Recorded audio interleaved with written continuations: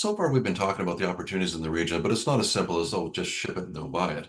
What are some of the challenges that you've experienced with dealing, with doing business in the Indo-Pac region? And in your experience, which ones do Canadians producers find the most difficult? And do you have any potential solutions or workarounds?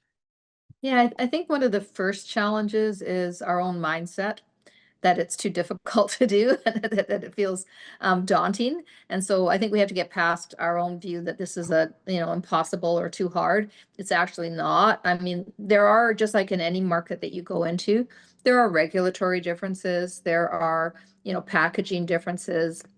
Things like whether or not you want to have a small pack versus a large pack. For example, in many of these countries and nations, there are humidity challenges. And so they don't want large packs because sometimes that can create problems because you can get clumping if it's a dry mixed ingredient, for example, or you can get weevils. Like, you have to think about these things. You have to think about how they actually consume. And they don't usually have large kitchen spaces and in any of these regions. And so you want to make sure that you're not doing great big packaging that they can't actually buy and use. So there's those types of challenges, and I think that there's just the shipping and the logistical challenges.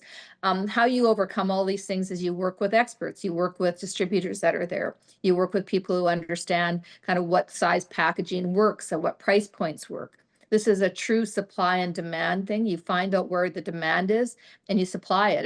And I think it's the other challenge is we've got to remember that, when you can't supply product to all of the Indo-Pacific Asian region. You just can't. Like, it's a huge region. It's a huge thing. So pick your market. Pick the one market that you're going to do really well at. I mean, you heard Kirk say they started in Japan, and then once you understand it, you can expand from there. But you don't try and boil the ocean here. You start with a product in a market that has demonstrated that it likes what you have to sell, and then you go after that.